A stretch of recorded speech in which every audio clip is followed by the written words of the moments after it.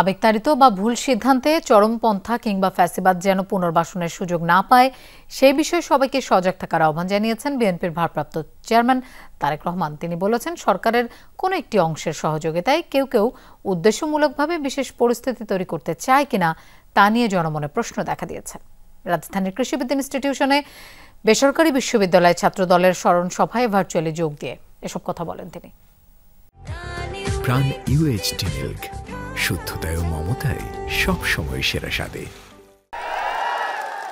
Private বিশ্ববিদ্যালয়ের বীর শহীদদের স্মরণে জুলাই যোদ্ধাদের নিয়ে এই আলোচনা সভার আয়োজক বেসরকারি বিশ্ববিদ্যালয় ছাত্রদল, যেখানে বক্তারা বলেন, জুলাই অভ্যুত্থানে গুরুত্বপূর্ণ ভূমিকা রাখলেও পরবর্তীতে বেসরকারি বিশ্ববিদ্যালয়ের শিক্ষার্থীদের উপেক্ষা করা হয়েছে। বিএনপি সিনিয়র নেতারা বলেন, গণতন্ত্র উত্তরণের পথে সবাইকে সজাগ থাকতে হবে। কথা বলেন জামায়াতের সমাবেশ নিয়েও। 16-17 বছর মিছিলের অবস্থা পাই না, আমি পারি রাস্তার পাশে, ভালো লাগে না, একটু দেখি না কারা যায়। তো খবর নিলাম যে এখানে আওয়ামী লীগের ভালো ভালো মিছিল যাচ্ছে। গতকাল দেখলাম আরেকটা দলের পথযাত্রা, কি পদযাত্রা না,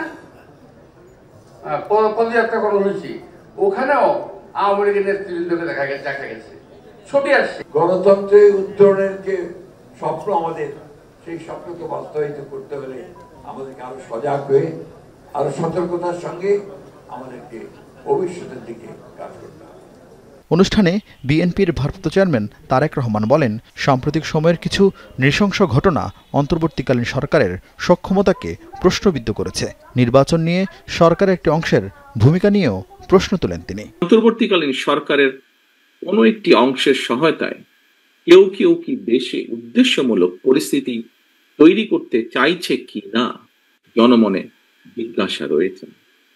অন্তর্বর্তীকালীন সরকারের পক্ষে ঔদ নির্বাচন অনুষ্ঠান সম্ভব কিনা কোনো মহল থেকে এমন ধরনের প্রশ্ন উপস্থাপন বিচ্ছিন্ন বক্তব্য হিসেবে বোধহয় দেখার আজ কোনো সুযোগ নেই। জাতীয় নির্বাচন অনুষ্ঠান নিয়ে কেউ সময় ক্ষেপণ করতে চাইছে কিনা রাজনৈতিক দলগুলোর প্রতি, আন্দোলনরত দলগুলোর প্রতি আহ্বান। সরকারকে পরিস্থিতি নিয়ন্ত্রণে আরো স্বচ্ছ ও সাহসী ভূমিকা রাখার পরামর্শ দিয়ে তারেক রহমান বলেন, আবেগতাড়িত হয়ে কোনো সিদ্ধান্ত নেয়ার সুযোগ নেই।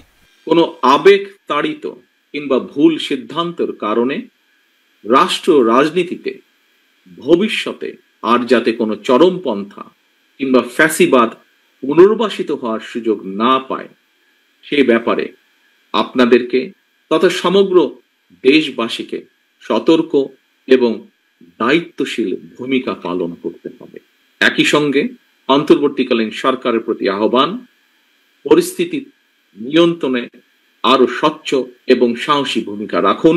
এ সময় তারেক রহমান জুলাই অভ্যুত্থানে বিএনপি ছাত্রদলের ভূমিকার প্রশংসা করেন। ফ্যাসিস্টের পতন নিশ্চিত করতে বিএনপি সহ দেশের সকল গণতান্ত্রিক দলগুলোর পরিকল্পনা এবং কৌশল অবলম্বন করেছিল দলগুলো। আরিফিন শাকিল, যমুনা নিউজ, ঢাকা।